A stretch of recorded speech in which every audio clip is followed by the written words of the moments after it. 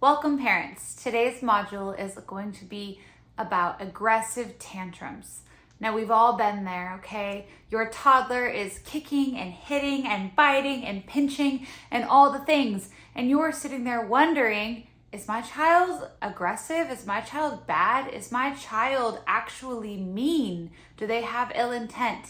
I'm here to tell you that the answer is no. This is so healthy and developmentally acceptable and appropriate. When your child is engaging in aggressive behavior towards another person or themselves, you can know that is a signal that their frontal lobe, meaning where logic happens, okay, where the decisions are made, where they're able to see cause and effect, where they're able to know right from wrong, is completely offline, meaning they are in a state of survival. They are in a threat state. They are in what we call fight or flight, meaning their reasoning is completely offline, okay? And they are physiologically feeling in danger. What's happened internally is that the emotion, the feeling is overwhelming to their system.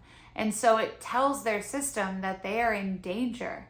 And how do we respond to danger? Well, we are mammals. We fight or flight. And when we fight, we are in fierce self-protection, meaning everything is perceived as a danger, including you as the parent. See, kids are born with the capacity to feel and experience the entire spectrum of emotions, but they're not given any tools or born with any ability to regulate those emotions. So the best thing that you can do as a parent is learning to stay grounded, especially in the moments where it feels like a hurricane. It feels as though there is a lack of safety, because it is jarring to our nervous system as well, but you are the leader. So it is time for you to embody your authority, embody your sturdy leadership skills, and be the safety that your child needs you to be, because they are completely out of control. They don't have control of their body. They are in a physiological threat state.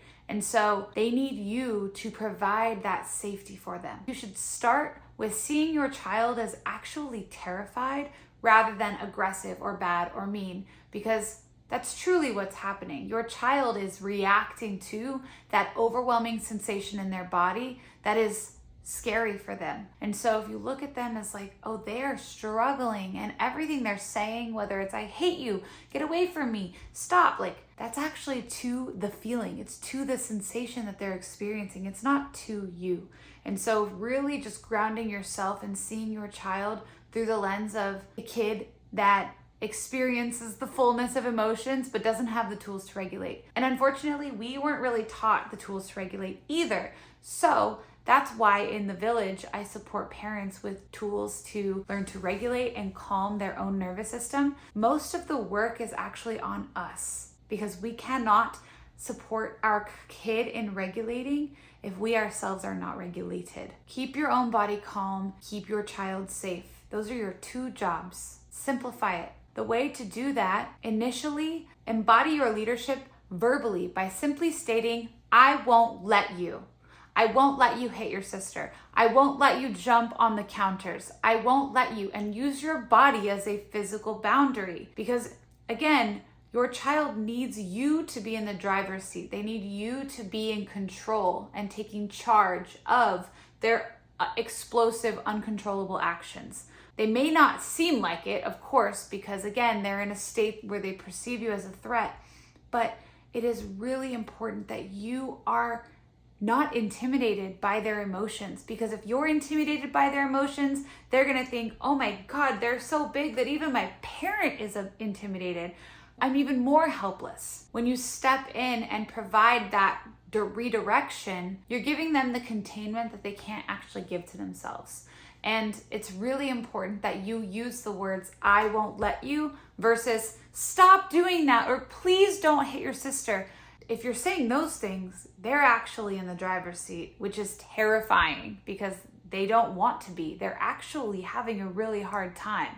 No one wants to be in a state of explosive behavior. Second, You need to contain the behavior. You need to contain the fire. If your words and your body boundaries are not working and they are past the point of no return, you need to be okay stepping in and taking an action that they are not going to like very much. What does it mean to contain the fire? Well, we don't want to extinguish the fire because we don't want them to make those emotions wrong that they're feeling, but we do need to take that fire, that emotional outburst, and place it into a more confined, smaller, and safer area where you can sit with them and be with them as they continue to release and emote and get it out of their system. But it's really important that you stay with them and wait it out because, again, you are not intimidated by their big emotions. So just know your child will try to reject the help because, again, you are perceived as a threat,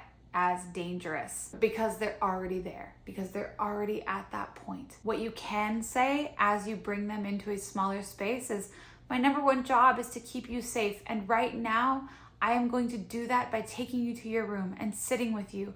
You're not in trouble. I love you. I'm here for you. And that actually is good for you and for them because it reminds you, especially in that heightened experience, I am the authority. I am the leader.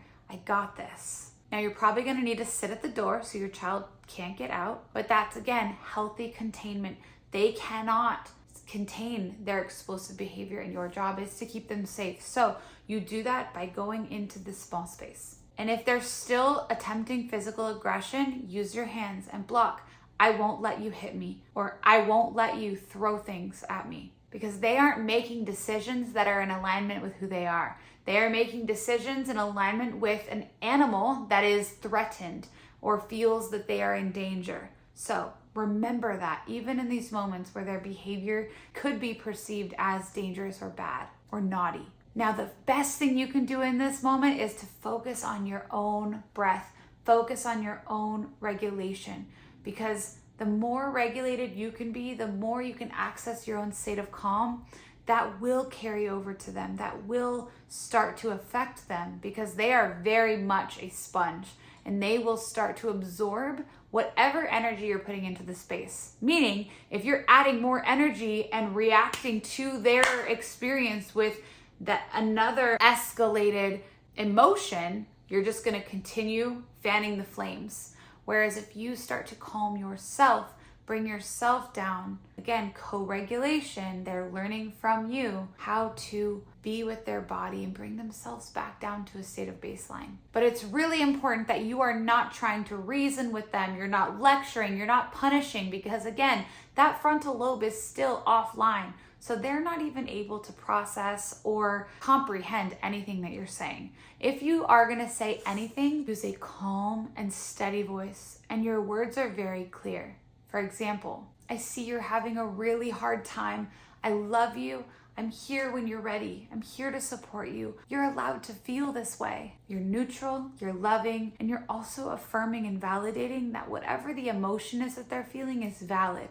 Because that's really important. We don't want them to shut down those emotions later on or be afraid of them, but truly to start borrowing the skills from you to be able to cope with them long term.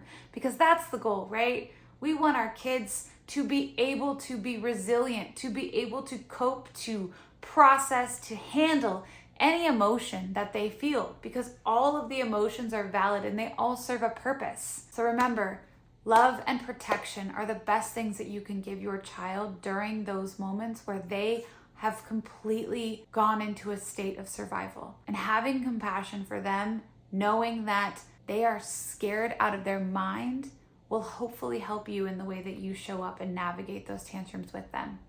I hope this helps, and I can't wait to hear how it goes in your home.